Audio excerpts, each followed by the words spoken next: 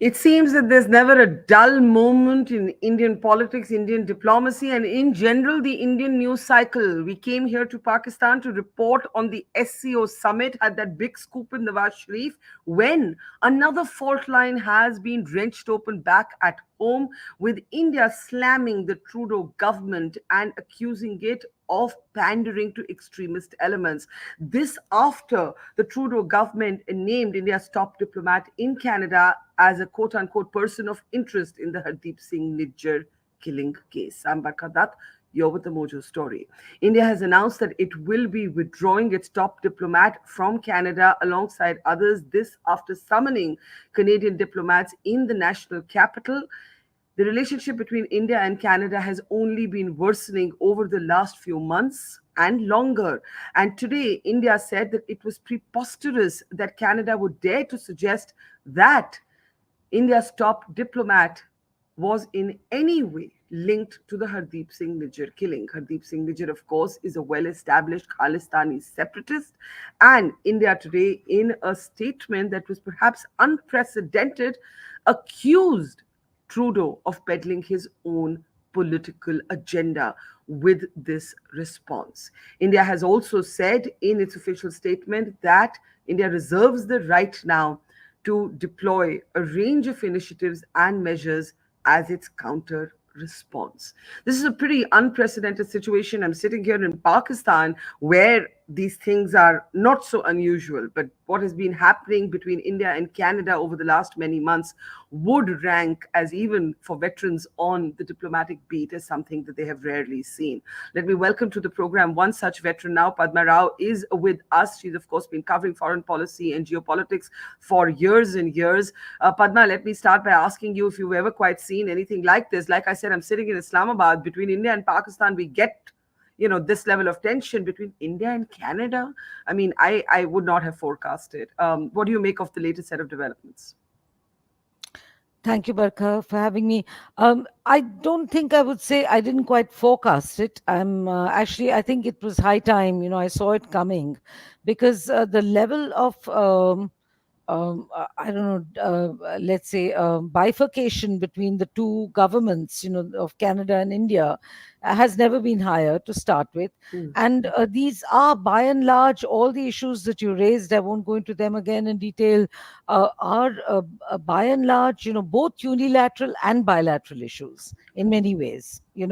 So this is a conundrum. It is, but then what one expects in international policy, as better than I do, if not as well as I do, is Barkha, that that has to be a reciprocation, reciprocity or reciprocation, whether you're Yeah, American or English or Indian.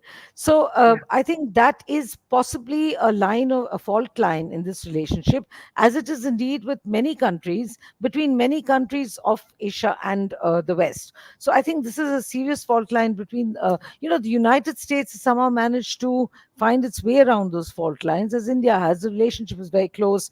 The US and India, happen to be very good, very close partners. But I think Mm. the where Canada has not quite achieved that is by doggedly sticking to a certain set of, policies and a certain kind of thinking as far as India is concerned. That's number one. That's the same mostly for the European Union as well, by the way, but we won't bring them in here. So yes, I think I saw this coming, Barka, frankly. But like you, I'm surprised that it came now, because this is a time when in international, bilateral or multilateral policy, Mr. Jaishankar is going to Pakistan, where you are. That's a big scoop. I saw your Yeah. interview with Mr. Nawaz Sharif today, and I think Thank you. that is, yes, indeed, is a surprising time to come. Barkha. Yeah, exactly. But I think India was left. India had to respond immediately because of the path on which the Canadians were moving. But that said, you mentioned the United States of America, and there's some cynicism in India in certain quarters about whether the U.S. is also speaking in forked tongues, and saying one thing, doing another, because the Canadians have long cited a so-called Five Eyes intelligence for the case that they are building on this particular Hardeep Singh Nijjar killing, and the Americans are reported to have played their part. Of course, they speak in folk tongues. Everybody speaks in folk tongues. That's what diplomacy is about. That's the whole art of diplomacy is forked. So, folk and clever. So, of course, we all speak in folk tongues. They all speak in folk tongues, and that is to be expected of diplomacy, not just by us as journalists, of course, as you know, but also by our foreign office or their foreign office or anybody's foreign office expects it. So, I'm not surprised by the folk tongue. But certainly, I would say that the Americans have played that folk tongue perhaps better, than the Canadians have.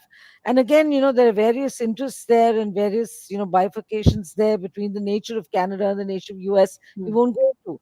But I think that, in a nutshell, would say why, unfortunately, these events have come the way they have come. Barkha.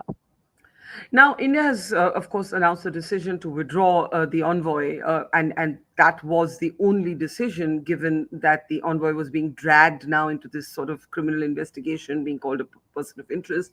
We know that Trudeau has long pandered to the Sikh extremists. The government of India has called it out in the statement today, saying that this is part of your political agenda. But what happens next? I mean, what now? They don't seem to be a lot of ways that lead to exits out of this in terms of the You're right. friction between India and Canada. You're right. I don't see, I mean, as an Indian, I would only actually have the right to speak about what might come in India, which might save the situation, which would be, like perhaps a government that thinks differently or policy that thinks differently. But I don't think that's going to happen in this case. Over foreign policy, the Indian political establishment is pretty united, as you know. So I don't think that's going to happen. But what I think might happen in Canada might not happen in Canada is irrelevant because I'm not Canadian. But I think unless Canada somehow, becomes kind of more pragmatic in terms of its worldview, and I say this very generally, be it vis-a-vis India or others, not a lot is going to change. And I think it is a bit outdated and kind of, the way the policy is made in Canada. This is my personal view. With all due respect to a country I don't really know otherwise. Yeah, that's it. But Padma, here's the question, right? India would not have seen Canada as typically an adversarial establishment.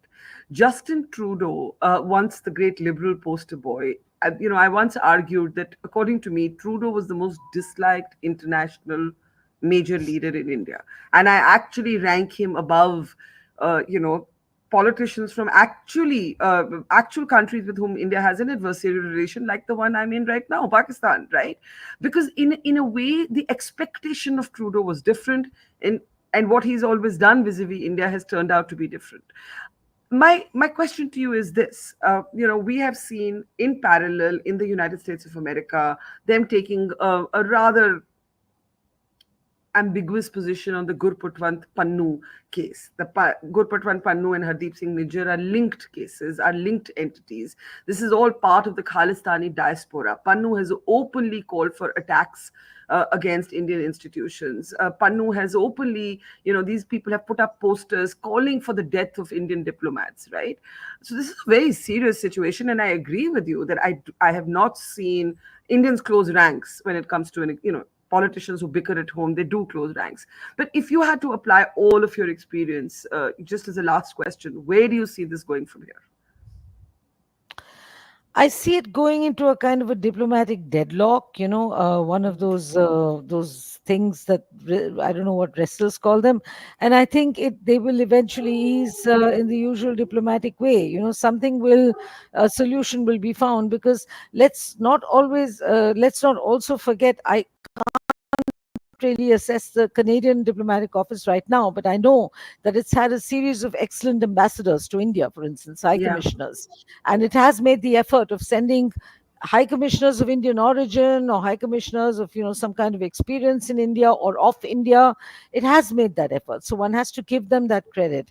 Similarly, I'm sure India has kept up. That's not a space I generally watch, but this has been an interesting corner to watch. So I have watched it. India has kept up a steady stream of ambassadors who've been extremely capable of dealing with the dynamics of North America and the United States and Canada at the same time. So I think that's where it'll go, because I think this is a relationship that both countries are invested in. So I am sure that the diplomats who are working on either side are Yeah. also of their best choice. Well, we'll leave it there, Padma. I'm trying to juggle my mind right now between the SEO summit, Nawaz Sharif, the Canadians, the Khalistanis, and I mean, there's just so much going on in the world. It's actually staggeringly crazy. Thank you so much for making sense or helping us make sense of some of it. And we'll talk to you again soon. Look forward to that. Thank you as ever. Thank you. All the best. Thank you. Take care. It's great to see you here. Thank you for watching our work.